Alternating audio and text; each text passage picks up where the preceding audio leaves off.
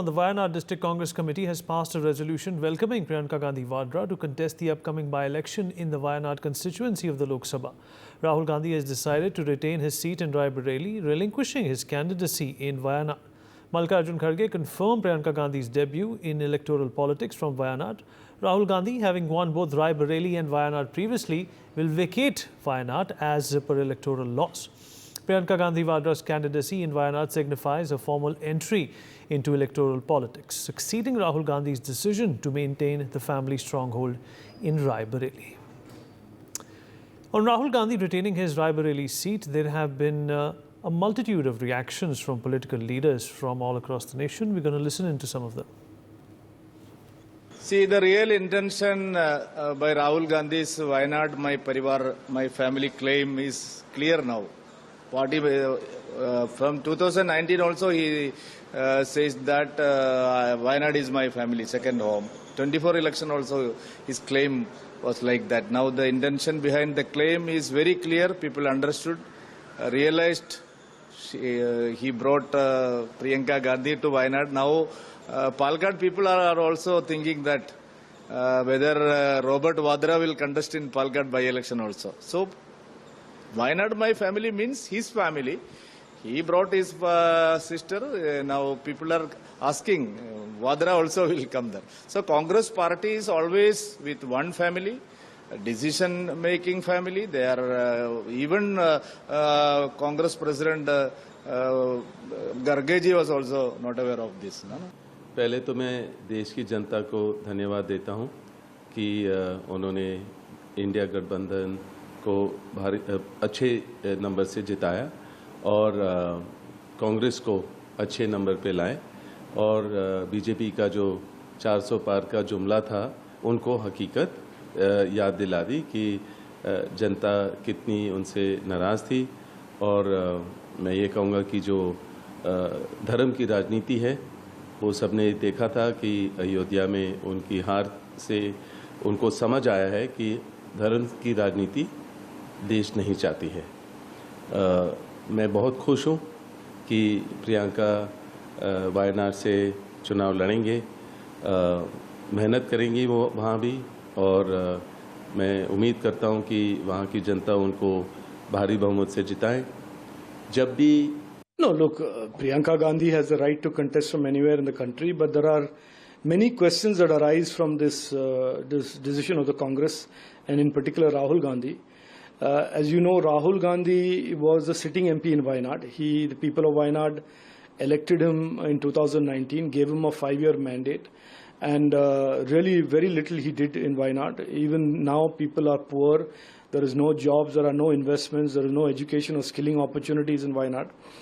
And during these elections, he went for another mandate, and he hid from them. He completely kept hidden from them the fact that he was also going to contest in Raebareli. He deceived them. And today, after they have, in good faith, supported him and given him one more chance to do something for the people, he is basically washing his hands and saying, look, I am going to Raebareli, tata, bye-bye. And he's going to Raebareli. It's a betrayal of the people of Wayanad. Now, the Congress party will spin it and say, no, but hum behan bhej rahe hain, we are sending the sister. And, this is the same party whose people talk about north-south should be divided.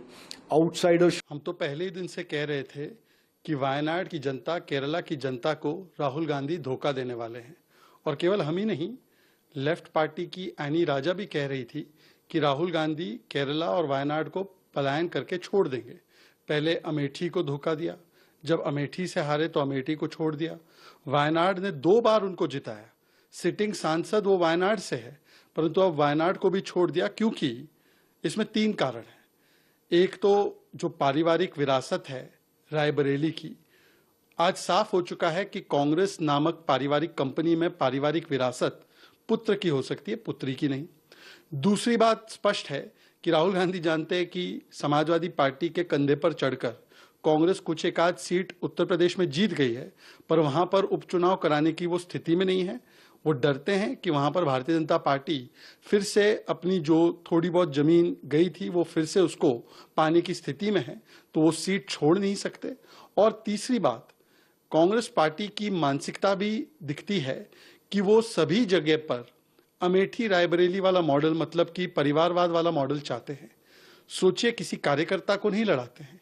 ये पारिवारिक company है जहां पर माताजी राज्यसभा में, बेटा जी लोकसभा में, और अब बेटी को भी लोकसभा भेजने की तैयारी। हालांकि जीतेंगे नहीं, परंतु आज सवाल सिर्फ इतना उत्पन्न होता है कि ये निर्णय लेने से पहले क्या लेफ्ट पार्टीज को कंसल्ट किया गया? वैसे तो ये इंडिया अलायंस में एक साथ है। इंडिया अलायंस के साथियों को, मतलब लेफ्ट पार्टीज को पूछा तक गया कि वहां पर प्रियंका वाड्रा जी को लड़वाने का सोच रही है कांग्रेस पार्टी? नहीं, ये चूंकि कांग्रेस पार्टी का फैसला है, कल खड़गे जी ने इसको अनाउंस किया। मैं तो बहुत बरसों से चाहता था कि वो किसी भी हाउस में जाएं, तो मैं उसके लिए प्रयासरत था। मैं तो इस इलेक्शन में भी प्रयासरत था कि वो लड़ें दोनों सीटों में से अमेठी, लेकिन ये बहुत मेरी दिली इच्छा जो है वो पूरी होने जा रही है। तो उन्होंने वायनाड को एक्सेप्ट किया और कांग्रेस पार्टी ने उनको वायनाड की सीट सौंपी। राहुल जी रायबरेली रहेंगे, ये और खुशी की बात है, क्योंकि यूपी में उनका रहने से कांग्रेस पार्टी को ताकत मिलेगी। तो ये मेरा कहना, मैं उनको शुभकामनाएं भी देता हूं प्रियंका जी को, और उनके चुनाव में मैं जाऊंगा भी और वहाँ काम भी करूंगा। राहुल गांधी ने आप सबको, पूरे देश को, पूरी पार्टी को एक वादा किया था कि जो भी डिसीजन होगा, जो निर्णय होगा, वो सबको पसंद आएगा, और वाकई वो वादा उन्होंने पूरा किया। हम सबको पसंद आया। पूरे देश में एक खुशी की एक लहर है कि बहुत अच्छा डिसीजन लिया। रायबरेली को भी 2 सांसदों का लाभ मिलेगा और वायनाड को भी 2 सांसदों का लाभ मिलेगा। मुझे लगता है इससे अच्छा कोई सॉल्यूशन नहीं हो सकता था। बहुत अच्छा। रही बात भारतीय जनता पार्टी की, तो हम उन्हें रोक थोड़े रहे हैं। आए वायनाड में, उनका कोई भी नेता, मोदी जी लड़ना चाहते हैं, उनका स्वागत है, कोई रोक थोड़े रहा है उनको। तो बड़ी बात करें आप, प्रधानमंत्री को आए ना, कोई भी आए, कौन रोक रहा है? तो आप हमारी पार्टी में तय मत कीजिए कि हमें किसको टिकट देनी है। आप अपनी पार्टी की चिंता कीजिए, आपको किसको लड़वाना है लड़वाइए ना, कौन रोक रहा है आपको? कोई मार्जिन भी आप लोगों ने, अगर आप चुनौती देने साफ तौर पे, तो आप आश्वस्त लग रहे हैं कि जीत? बात आश्वस्त की नहीं है, बात हम इस देश के ऊपर पूरा भरोसा है हमें कि जिस तरह से वाराणसी में भी संघर्ष करके जीते हैं, वो उस व्यक्ति की पार्टी हमको चेतावनी दे रही है, चुनौती दे रही है। परिवारवाद की बात कर रहे हैं। आपके कैबिनेट में कितने परिवारवादी हैं बताइए ना। आप विजय राजे सिंधिया जी के वक्त से शुरू कीजिए, कितने उनके परिवार के कितने सदस्य संसद में थे या राजनीति में थे? भारतीय जनता पार्टी की थी, जनसंघ की थी, तो क्या किसी ने रोका उन्हें कि साहब परिवारवाद है विजय राजे जी का? नहीं बोला ना किसी ने, सम्मान करते थे सब उनका। People of Wayanad, and taking for granted the people of Kerala, it's an insult to the entire state of Kerala and especially for the people of Wayanad. And now, instead of Rahul Gandhi, Priyanka Gandhi is going to come and contest from Wayanad. It means that like Amethi and Raebareli, this also will be a family constituency. So is it that Kerala doesn't have a single Congress leader who can contest the elections in Wayanad? Why should Priyanka Gandhi, who has no connection with Kerala, come and contest from Kerala?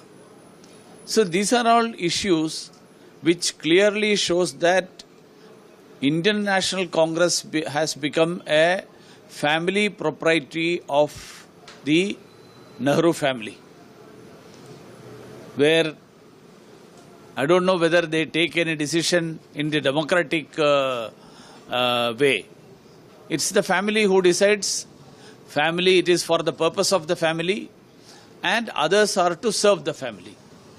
It's a pity that a party which has claims that they fought for the independence of this country has stooped so low in this country.